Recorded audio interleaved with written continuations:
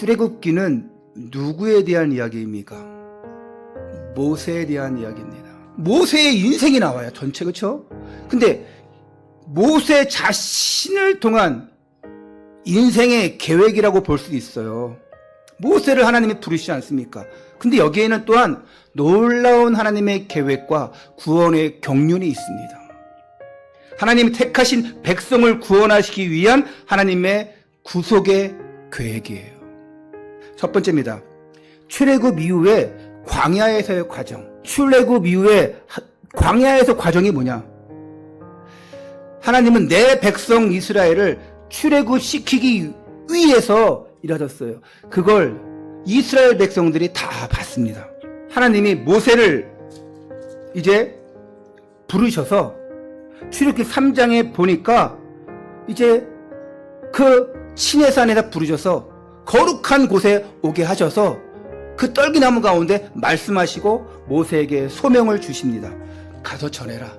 우리가 이 일을 하기 위해서, 이런 응답받기 위해서 저 광야 사흘길쯤 가서 우리가 피의 제사를 드리겠다 말해라.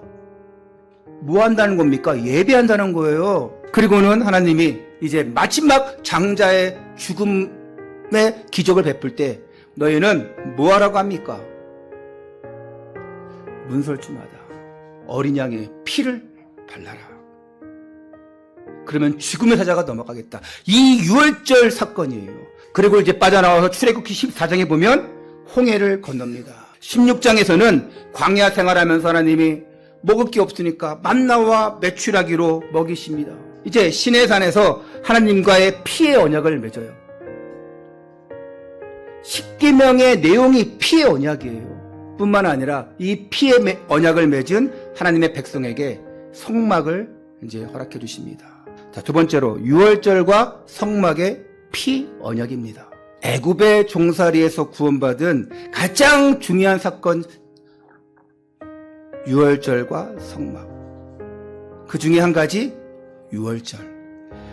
어린 양을 잡아서 그 흐르는 피를 문설주에 묻혀가지고 그 문지방에 묻혀서 하나님의 말씀대로 한 가족만 하나님의 심판을 피할 수가 있는 것입니다.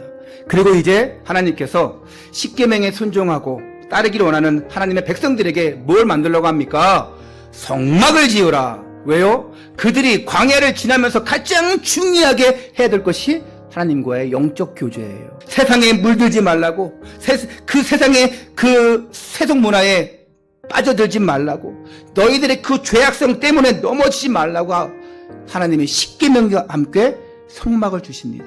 성막에서 가장 중요한 게 뭔지 아십니까? 번제단을 통해서 피의 언약을 계속 전달하는 거예요. 번제단에서 피를 흘리고, 그리고 나서 제사장이 그 양을 잡으면 손에 뭐가 묻어요?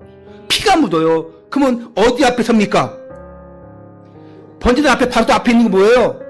물두멍이 있습니다. 거기서 손을 씻어요.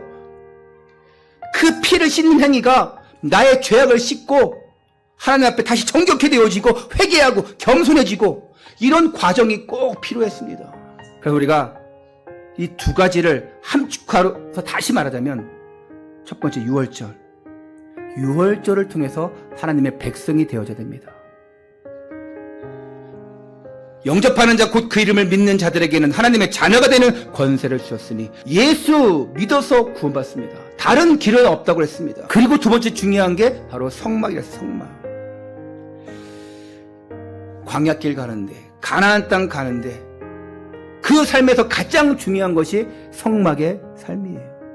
오늘 여러분이 광야 같은 세상을 산다고 그렇게 비유합니다. 우리의 성막의 삶이 뭐냐? 피의 제사를 드리는데 제사장이 매일 아침 저녁으로 피의 제사를 드립니다. 결론입니다.